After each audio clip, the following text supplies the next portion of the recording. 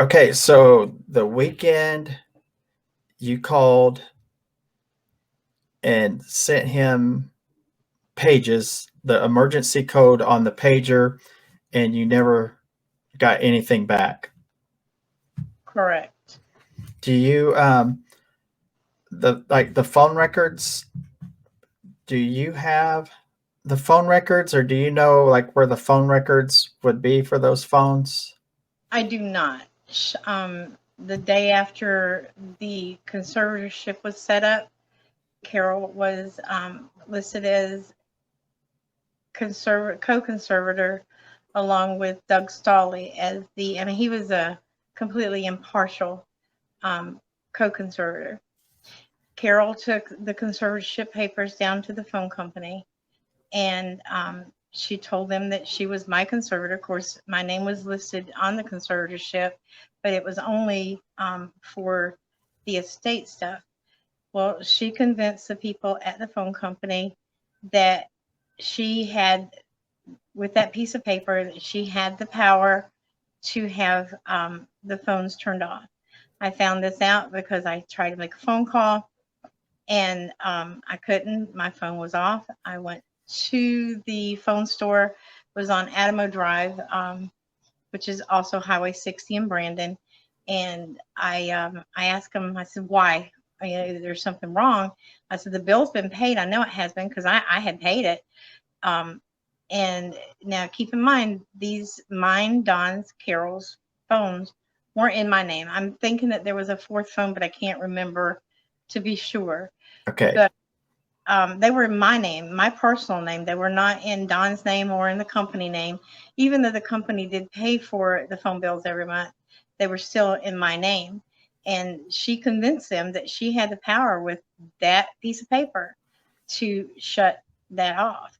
And so, I mean, I had to call. I mean, I called Mr. Stawley. I told him what had been done. By that time, I couldn't get the phones turned back on, but um, I I believe that Mr. Stawley told Carol that anything that was mine personally, that she couldn't do anything with it. Only had to do with Don's stuff. So the phone that they were all in your name, she went down there and had them turned off. Yes. I know you can't speak for her or think for her, but do you know why she would do that? Hateful. Well, that's a good reason. Do you know what those phone numbers were by chance? I do not remember what they were. I remember what the office phone number was, But, but I don't remember what our cell phone numbers were. No. okay, well, I would like to get one of those numbers, or since they were in your name, actually, and it was Nextel, that they were I'm Nextel. thinking I'm thinking that it was Nextel. Okay, so I'm going to We'd have research. we'd actually have to go back and find out what phone companies were, had cell phones back in Uh huh. 1992. I mean, if I heard the name, I would, if it's not Nextel, if I heard a different name, I would recognize it. Right. If they were Nextel, they would have turned into Sprint. Uh, but I think that's something that maybe now I wouldn't be able to call them, but I can do the research and then we can get a number for you to call to see if you can get those records and see if we can get records for those phones for that weekend. And then someone will have to subpoena the phone company to get the cell phone pings, and that might blow this thing wide open. Um, or at least we can find out if his phone was shut off on Friday. Like, when was his phone turned off? Because if it was turned off early Saturday morning, or Friday evening, or Friday when he got home, that gives us a better idea of the timeline. Because he wouldn't have turned his phone off. Like, he never had it off, right? Like, he had it on all the time. His phone was on 24 hours a day, 7 days a week. If Don turned his phone off, it would have been because he had to turn it off in court, which I'm not even sure that you had to turn your phones off back then, like you do now. Right. I'm hoping that if he was really going to church, I don't remember him talking about it, but I'm hoping that if he was going to church, he either left his phone in the car or he turned it off. But no, you could have called Don at 3 o'clock in the morning. I mean, Okay. even before cell phones, you called Don. I mean, I've done it. Broke down the side of the road, and what am I Right. supposed to do? I call him at 3 o'clock in the mornings, and so Don, again, like I said, I'm hoping that wherever he's at, whether I'm hoping that it's in heaven, I'm hoping, you know, he won't make it without a phone someplace. So Okay. So when his phone was turned off, that's probably when something bad happened. Now, if you called him at 3 in the morning and your car was broke down, would he come get you? Would he be like, I'll be right there? he would have had somebody come. I don't know if he would have come out and got me, but he would have had somebody come out and get Okay. me. He would have Okay. called Mr. Baker. I mean, if nobody else, he'd have called Mr. Baker and told Mr. Baker to come get me. Okay. Now, while we're talking about him, you know, I just want to know. I just got to know. Did he go dumpster diving and eat food out of dumpsters? Because Carol said he did. Like, here, wait, hold on. Did he go dumpster diving and then just poop outside? Like, did he do that kind of stuff? Dumpster diving, Yeah. yes. Yeah. Did he? But there's always a but there. Okay, the dumpster diving wasn't for him. You have to remember, out at the compound, they didn't just have cats. They had llamas, they had lemurs, they had um, there was a wolf out there at one time. I know I fostered the wolf for a little bit, but then it worried me too much. I don't think that I think the wolf was too old to ever be socialized. Hmm. I mean, I wanted it, but I gave it back to Don, and it was out of the compound for I don't know how long. But the food that he got from the dumpsters would have been for him to feed the animals. Okay. He'd go to the market, the farmer's market, where they throw away vegetables that they can't sell. He had a thing with the bakery. There was a place over. I don't know if it's still there or not, but there was a place over on close to Brandon, Lakewood, and Highway 60. That it was a day old bread store. Well, instead of them throwing their bread in the dumpster, Don went to talk to the owner or the manager, whoever it was, and instead of them throwing the bread in the dumpster, they laid it beside the dumpster whenever And they he knew would it get was it. coming, and he would just go pick it up. Now, sometimes if there were, can I say that he never ate a Twinkie? I can't say that. It's absolutely possible if he saw a Twinkie there. I mean, as well as I do, 20 years later, you can eat a Twinkie. Right. But Right. for him to eat out of the dumpster, that's absolutely ludicrous. The story that's portrayed is that he was just losing his mind and was just eating out of dumpsters like a bum, basically. I mean that's kind of how I pictured it. And but he was the kind of person where he didn't like to spend money. So this would totally make sense that he would go and get things for free because he didn't have to spend money to feed these animals. It totally makes sense that he would do this, because everyone you talk to says, well, if you saw him, you would think that he didn't have any money, and because of the things he did. So so he did do dumpster diving, but it wasn't for his own food. It was for the animals. Now, I will tell you that there were times that he went to the market and he'd get 3 or 4 boxes of tomatoes where half of the tomatoes were bad. Did we go through the boxes and pick out the bad ones or pick out the good ones and use some of the good ones? Yes, we did. Right. Um, I but would too. as far as vegetables were concerned, yes, we did do that. But meat and things like that, no. You didn't pull a Joe Exotic and he wasn't making everybody eat spoiled meat? No. Oh gosh. Okay. Well, I meant to ask about that earlier. And then I do want to ask about, Carol said there was not a commercial meat grinder. I mean, it's been a pretty big subject because she was adamant that there was no commercial meat grinder. The one they had was just a little small one. And I made a video about it. Did you ever see like a meat grinder? Did Don have a meat grinder? Was there a meat grinder that you're aware of?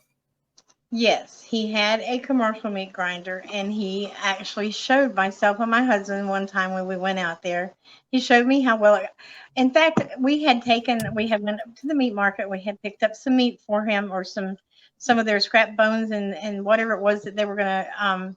He had some kind of deal with Quality Meat Market where he the meat that they couldn't sell. We went over and we picked it up. And this one Saturday, when my husband was home, we went out there and he actually showed us how that meat grinder worked.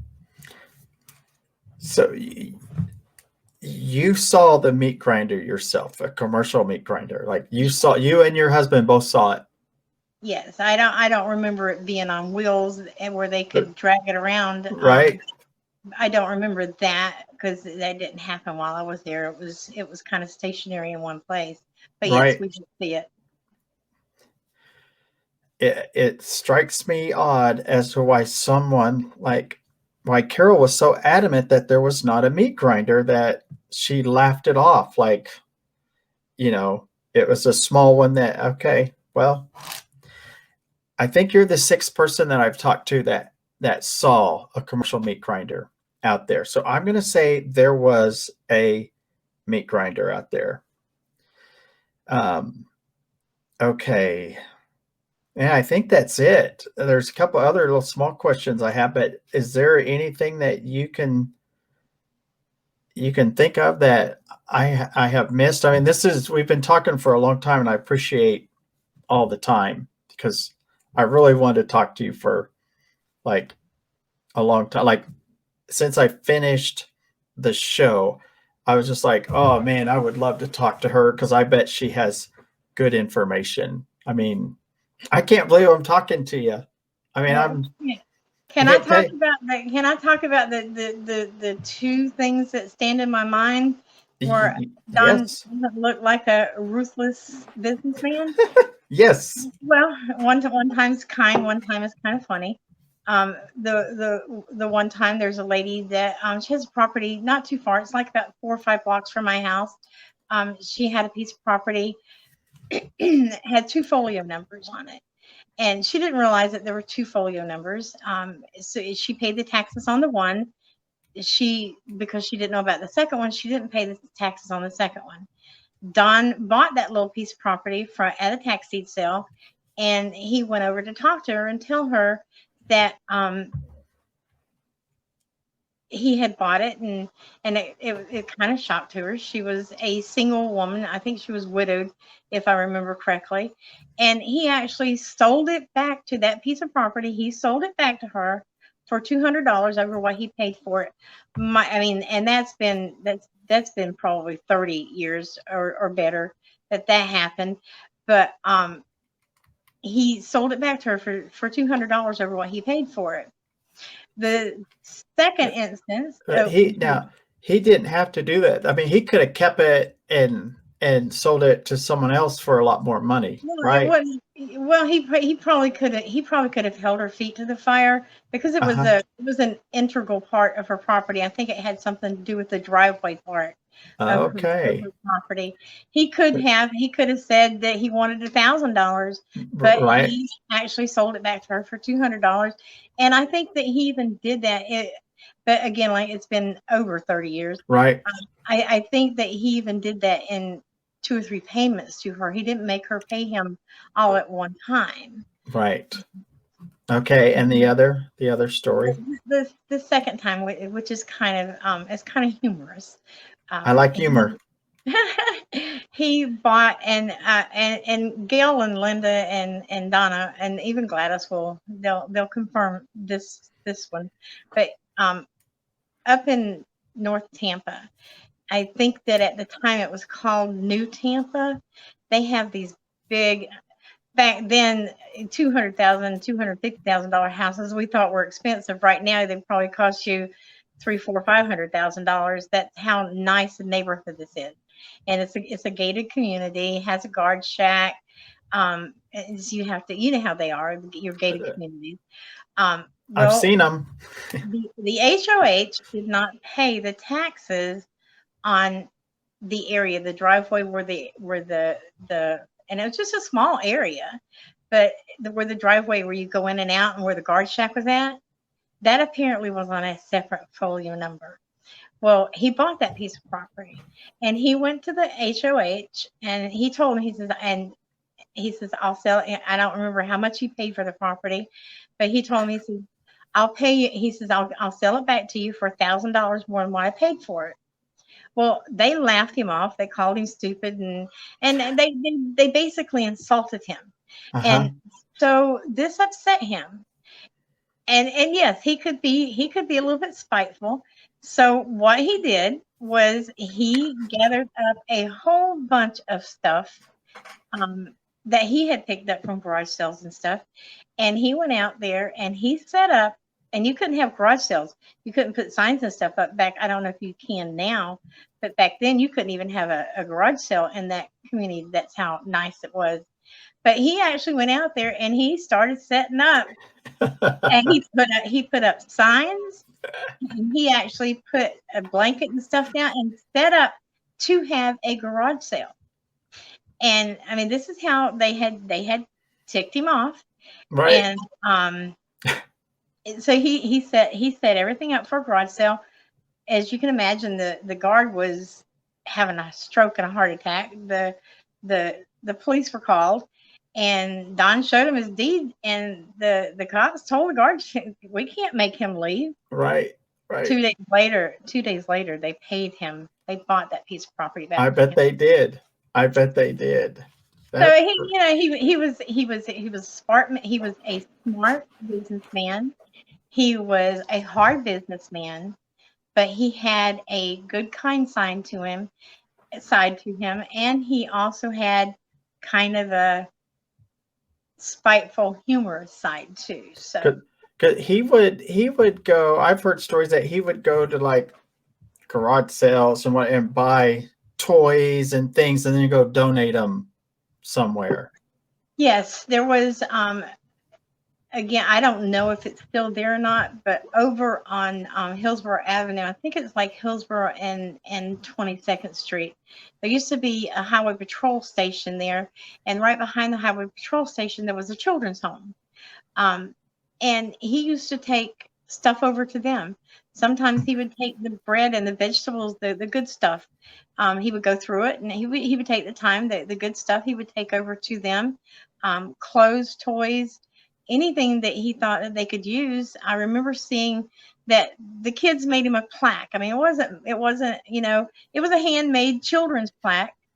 And they gave it to him in thanks for what he did. I mean, shoes, clothes, if you can imagine, 25 years ago, Right. and maybe I don't know what children's homes are like anymore, but can you imagine that? Right. So these kids made a little plaque for him because he gave them things that they needed. So And I can close my eyes, and I remember them calling. They didn't call him Don. They didn't call him Mr. Lewis. They called him Mr. Don. Mr. Don. I remember it saying to Mr. Don. That's what I remember of it. And it was the kids that made it. I mean, I'm sure that some of the counselors out there helped them. Right. What do you think happened to that plaque? I don't know. I lost track of that. Yeah. Yeah, I lost track of that. I mean, it wasn't something that we wanted to put on the wall, but I mean, it may have been in his desk drawer. It's probably with your chair. Maybe. Okay. Because I don't. I mean, I really appreciate your time. I have a couple more questions if you have time. I have Okay. just like, how do you think we can solve this crime? I mean, I know that you're in like this Facebook group that me and these other three people started. I know you're in there, and I know you see a lot of stuff. But how do you think? Um, how do you think, or do you think it can be solved? I mean, let me. I'm going to look up something real quick. But I mean, how do you think it can be solved? Well, the whole premise of Don's girls and I have been very quiet over the years.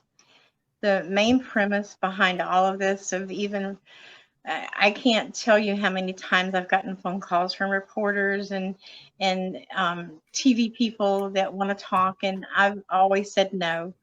Um, but we agreed to talk to Rebecca and Eric. By the way, I think that they did. I can't vouch for.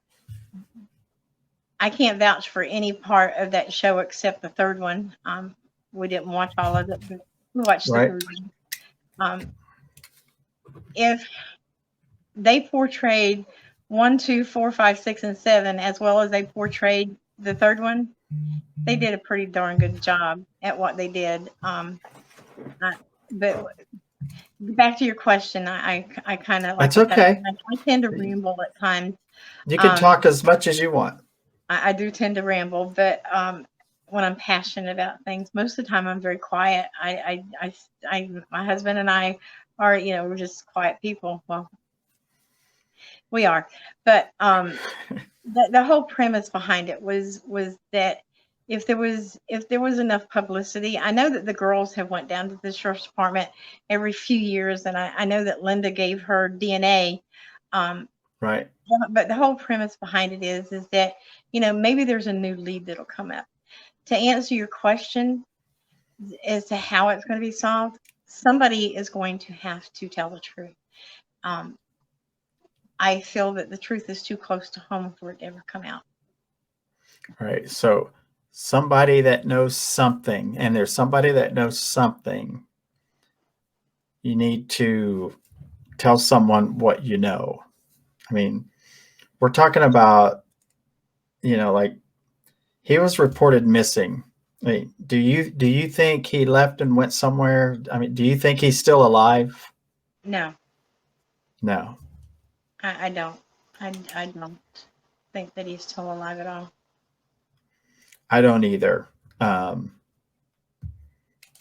Sadly, I don't either think he is alive. All right. Well, I'm going to put a link to this Facebook group that we have, not Ann and I, but me and three other people that have worked on stuff like this for the last 4 years. I'm going to put a link of that in the description. Also, if you're out there and you like to listen to podcasts, there's a Tiger King podcast, and there's also two girls from New Jersey that did a podcast. You can search on Spotify under Abnormal Exchange. And they did a podcast about this show 2 days ago, and it's really good. And they talk about you in that podcast, Dan. I don't know if you've heard their podcast. I listened to part of it, and then you called me, so I didn't listen Oh, to the last of it. Whenever you called me, I was probably about in the middle of it, so I didn't get to hear all of it. Their okay. language is a little bit colorful, but It's not for children. I'm anxious to get back to it and see what else that they have to say. I'll have to Right. endure the language. I do wish that people would, if you'd have said this to me 41 years ago, if I would never have thought that I would have said I would not prefer to hear bad language 41 years ago, but I don't. Their language is a little bit colorful, but I'm anxious to hear what they have to say. Right. And there's sometimes when I would like to have my language be pretty colorful also. But I just don't, because I want people to hear a certain message. And I don't want someone to say, oh, I can't listen to that because the language is too colorful. But those two girls have some really good information in the podcast, and they've done their homework. And, any exposure that we can get for this helps. Now, I do want to ask, Dawn has three daughters. Is that right? Okay. Yes.